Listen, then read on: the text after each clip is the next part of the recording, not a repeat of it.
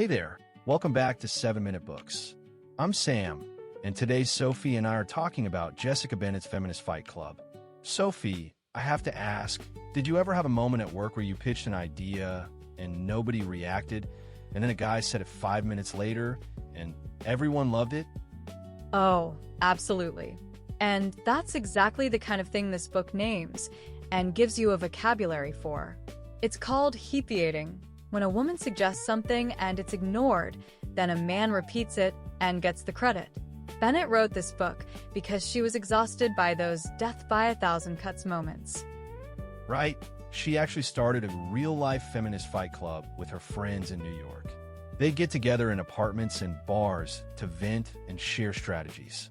And the name is intentionally combative because this isn't just a complaint session, it's about active resistance. Exactly. And she's funny about it, which I love. She's angry, but she uses humor as a survival mechanism. The book is full of cartoons and playful language that make the hard stuff more digestible. Yeah, the tone is key. She's not lecturing you. She's your friend who's been through it all and wants to share what she learned. And she gives names to all these patterns. There's the Manterrupter, the guy who constantly talks over women, and the Bropropriator, who takes credit for your ideas. And the Likeability Trap, that double bind where if you're assertive, you're aggressive, but if you're nice, you're weak. Bennett says women are socialized to be collaborative and deferential, while men are taught to speak up and take credit. So when women act like men, they get punished. She also talks about the glass cliff, which I hadn't heard before. It's when women get put in leadership roles right when a company is failing, so they're set up to fail.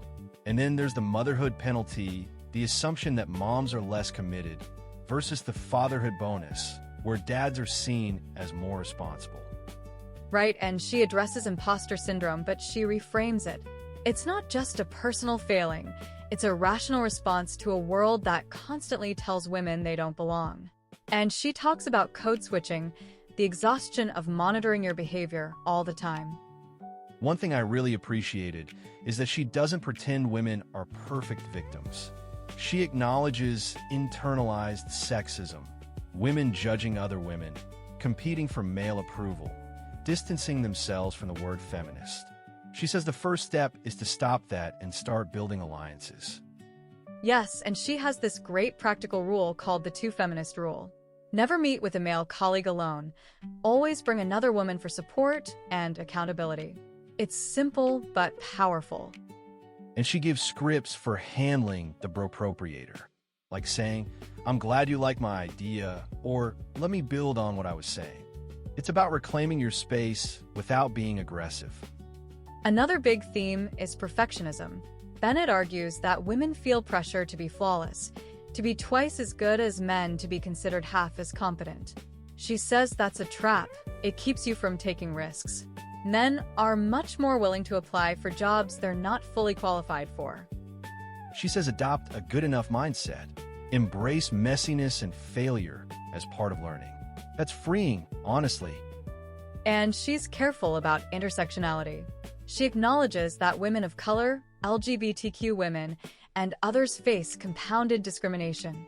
The advice that works for one woman may not work for another, and privileged women have a responsibility to lift others up. There's a whole chapter on men as allies, too. She says sexism harms men by enforcing narrow masculinity. And she gives advice: listen more, give credit, call out sexist behavior in other men. Ultimately, it's a book about power. How it operates, how it's maintained, how to challenge it.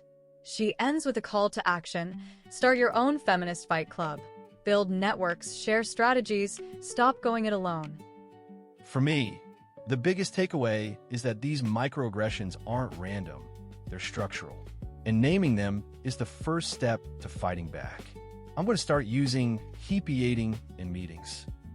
If you want to go deeper, the full library is at 7minutebooks.com/app with over 6,000 fiction and nonfiction titles you can read or listen to in any language.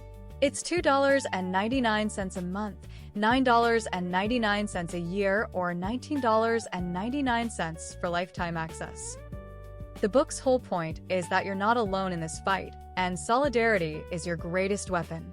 We'll see you in the next one.